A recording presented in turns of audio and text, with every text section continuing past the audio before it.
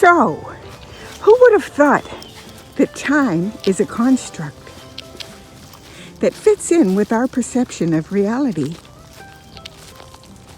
and has sat beautifully in our measurements within physics for so long? How could we have known that time could be manipulated? It was like science fiction. The past can be changed in the future. And we wouldn't have found out because time hadn't caught up with truth the way it is now.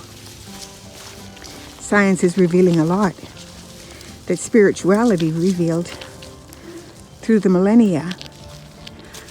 But we made it into science fiction or magic. And if it can be thought, it can be real. Because that's what reality is. It's what our thoughts and imagination conjure up. So pliable is this universe, and so different than we thought. One time when I was a little kid, I had a dream that I lived up inside of a big clock tower. And I couldn't see anything else. I was in a room up top there, and I was the clock keeper. I had to ride on the big lever that donged back and forth. Big tick, tock, tick. And I had to ride on that thing like a pendulum back and forth.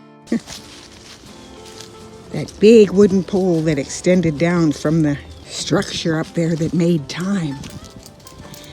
Back and forth, back and forth. I had to do that for 12 hours, and then there was a little bed in the bottom of the room, little wooden room. And it was my father or someone else in my family, I guess, sleeping down there while I was taking my shift. And then when I was done, I'd have to jump down into the bed to have my rest, and up they would go and swing back and forth, making that lever go back and forth and making time. Well, this is a great age that we're in now. All of these blister dreams and perceptions of centuries are being debunked. We can step out of the box. We can step out of time, space, and gravity. We found out that we determine our own futures, determine our own worlds by what we dream of, imagine, think,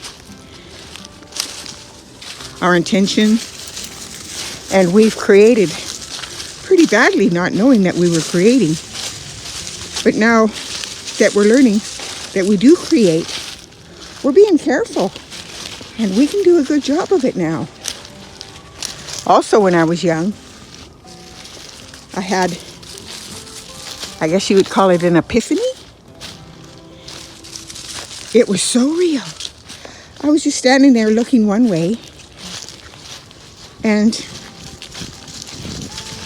of course there was scenery there. And I turned around and looked the other way, and I got a feeling in my body and a flash in my mind that the other side I had just been looking at was already gone. And the new side was the reality that I guess I was making. So glimpses are interesting, aren't they? We create the predicaments we're in, the environment we're in, and we're learning how that works. The sequences and how they stretch out or happen more quickly. Whatever the strong electromagnetic or power source depicts. And we're even learning more about that. But what's really liberating is knowing that our thoughts and emotions are not ours. We're not ours. We're not apart from the oceanic existence. We're like a wave. We are made of what the ocean's made of. but we go back and forth into the ocean. And so our constructive thinking is actually just tuning in to frequencies that are already there. The lower frequencies are, like I said, constricting. And they're full of negative qualities.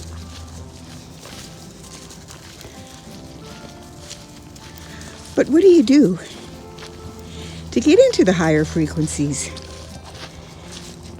A lot of people talk about it, but how can you actually live better? And I was thinking this morning about focusing and passion for what you're doing and finding a purpose, and how strong and powerful that can be. It can actually lift us out of the loop of having to come back again and back again to learn more when we haven't understood the limitations we perceived and the cause and effect that this material world showed us. We didn't quite get it, so we loop around and have to go through it again. And this is where the concept of reincarnation comes in. But just striving to do better, really, is what we have to do. We have to learn a lesson and move on. Evolution lets us finally be free. But we've got to be gatekeepers in order to project and realize and live that freedom. Gatekeepers. Because we have habitual thought patterns that we must change, and we know we can change habits, but it's tricky. Habitual thought patterns where we feel sorry for ourselves or we've been a victim. Those kinds of things. Plus, we absorb negative things around us and we let those thoughts come in with their emotions that make you feel sick. So, what if we were a gatekeeper? Let's say we had this important job. We were happy to get this job. And in it, we're at a big, maybe it was an electric fence or something, but it was up to us not to let anything into the gate. Maybe it was radioactive or dangerous in there. But it was up to us to not let birds and little reptiles and animals or little bumblebees or insects in that gate. They would get zapped and things would go awry and it would be chaotic for them or for people who tried to go in there or wandered in there aimlessly. Okay, so we can pretend. We can use our imagination. That's what gets us the furthest along in evolution anyway. It gets us thinking out of past conceptions and opening new vistas of exploration. So we imagine we have this job, say, in the middle of the night when we wake up with thoughts in our head. Maybe we have a part of the house that is all messy and we just can't get motivated to work on it. Or maybe we're putting off something that we know we need to do. Or maybe we said something to somebody or they said something to us that's unsettling.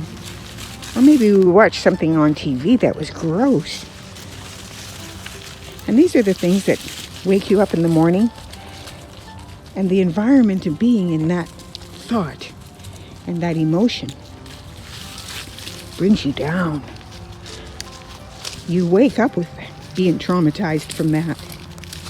And it's a long time into your day or week before you find your sweet spot again.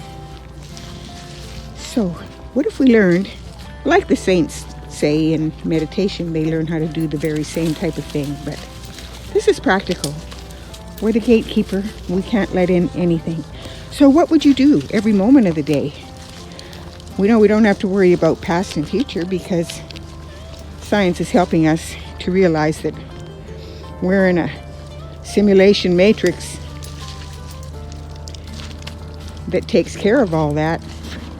We can take the headphones off and be out of the video game and explore how to get out of the loop of having to go through teachings that we're not quite catching on to. So in our sleeping patterns is the best opportunity to liberate ourselves, to rise above and lift and fly out of these environments that feel yucky. So a thought comes in, and it's your job, like it was my job, to take care of time. I had to swing back and forth all day for 12 hours on that clock. So if I was doing a job that was actually pleasing to me, like helping to keep danger out of my life and other people's lives and improve our lives by learning how to do something that took patience and focus and applying myself. Okay, so I have this gatekeeper job. So every moment of the day, we're in the now, and we're learning how to appreciate the present moment. So that's good. So we're on the watch out for any little butterfly or even a groundhog, anything that crosses into that gate, and we have to stop it. So we don't hate or love these creatures. We have a noble job, and we're performing that job. So we become very astute and very pure so that we can notice things. Very innocent, like children, like Jesus said, so that we can be fresh and apply what needs to be applied without the baggage of so many memories in a world. But just the thought of a fresh day coming, we're starting from scratch. And we've done our job keeping all the bad thoughts out. Was it easy? No. But after a while, it got easy. You have to be watching, like surveillance. Oh, here comes another one. Don't let that in. Doesn't matter if it's bad or good.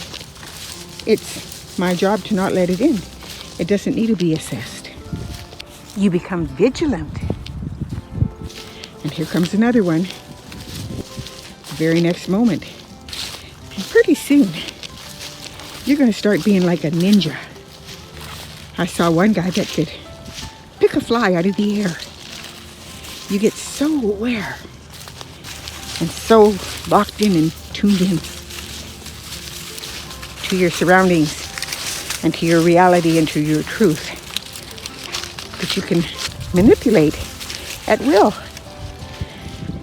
Manipulate physically, and most importantly, you can manipulate mentally. Things that you see and want to happen will happen. There's no time construct in the loop anymore. Your karma comes straight on because you've evolved past it. It didn't have meaning to you anymore. You learned every lesson as it came, and the lesson was mainly keeping your mind clear. If you want your cup full of understanding, then you've got to drain out the sludge that was in the cup.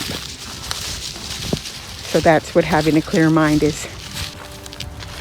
In the construct that is our world, our perceived world,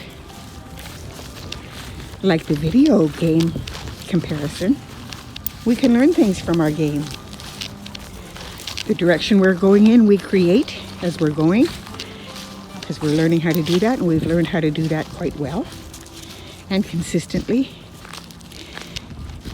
So, just like the little girl looking one way, the way she was looking in the environment she was in.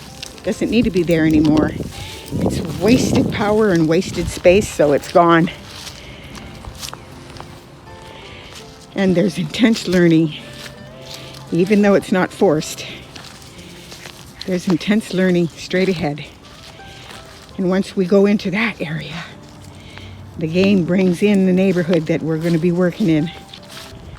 And once we turn a different direction, that part of the game disappears as well. So nature is wonderful in the way it teaches us. It conserves its life stream energy and uses it for our learning and our good. And when we take off the headphones the final time, all right, I'm done with that game. So you're the gatekeeper, and you're creating things that are conducive to you climbing higher and getting out of a box that you've been for a long time.